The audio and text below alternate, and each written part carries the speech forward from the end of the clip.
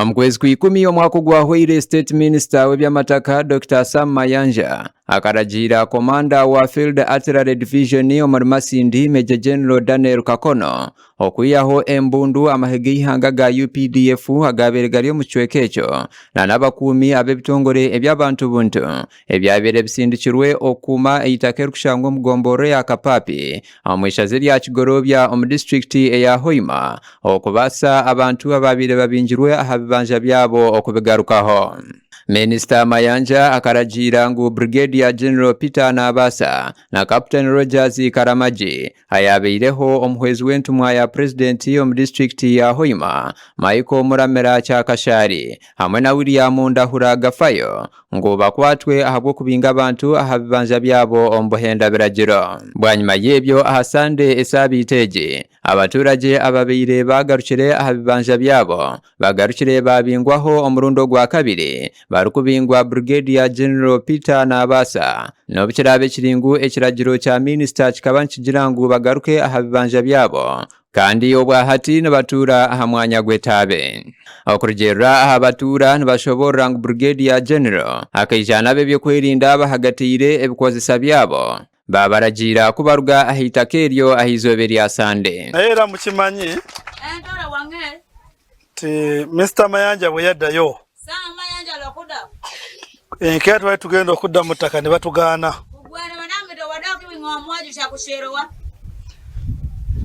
Era mujjukira waliwo amaanyi mangi.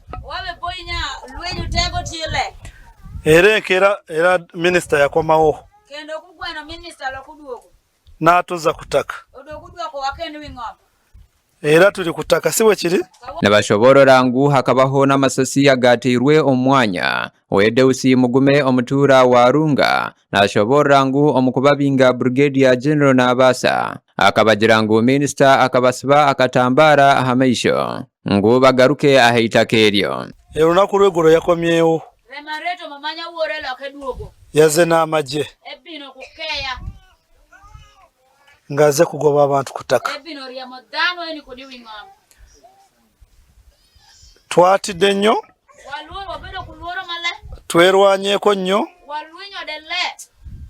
ne tusanga nga tulina okuddamu twekubira enduulu. Alfred Karebu omutura wa Kapapi natangara okureba General atarukutamu ekitiinisa ebiragiro bya Minister hamwe na President. And we rejoice and we are so happy. But thereafter what happened?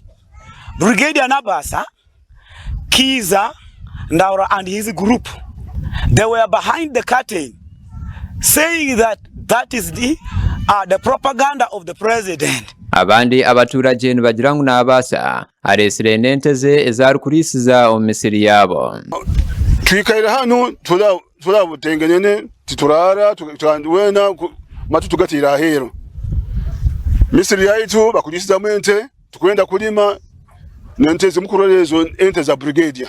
Yale atabasigaze bayaye kuruka higuru bya Naronga beda sanka mukaga gwa mwese batandika kuta abantu hamwe n'abasirikale ulemu wabutuka bantu belwana hona basirikale bala sambondo ba brigadier twababenga muona na force gate nka bataka. Abachara nabo bayoreka enaku yabo na noburemezi obarukurabamo ahabwa abana babo abatakibasa no kuzaha ishomero. Inkera Karamaji najja n'abantu oromu natumeri abalenzi abana bato abalenzi bana bato bajje wano oba baze kutukuba kutugobawo ne tubeera n'ennaku nnyo twabana masanyu twasanyuka muno tumanyege tugarukirege mu kubonabona kuhoyireyo kyoka kyosi ijo kibayirege kiro kya Sande akaijayo Brigadier akaijayo Romo akaijayo Karamagi baijayo n'abasirikali bayingi batuletera obulemu nibaijani batubinga. Amukugamba hono mnyamakuru witu ahasimu Brigadier General Peter Nabasa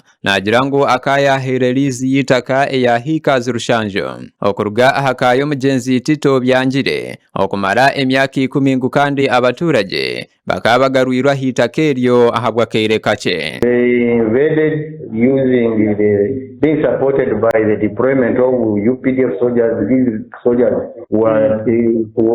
soldiers are from Masinde Artillery Division. So we do not want to go into that scuffle since we are nearing the election. And that's what even the division, the district security members, including the General Kakono, who deployed. That's what they were saying, that don't interfere elections. After elections, these people will be removed because it is not their land. Joshua Byanjire omwe abebembezi abebintu byeka ya Byanjire estate nashobora ngu bateganisibwe munonga ahitaka ryeka yabo yashaba government ku egura ecyapa cyitaka eryo. Bayikiraniza nti nsigikira abantu nko kubalitahiremu kandi na government ko kuyateireho bya land fund.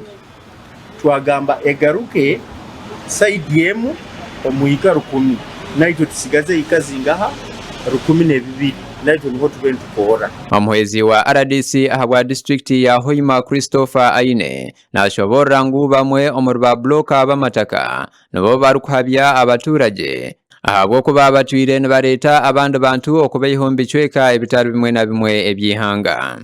There are some brokers who are in charge. There are some brokers who are in charge. I think it would be good if I can even share with you a report with the time so that you can know there are people that have been talking to the entire group that was just from the north. They are talking to them whether they can also come and occupy some of that land. So there is a lot of mess. Gasha kwa Gad asaba ahabwa Tayari West.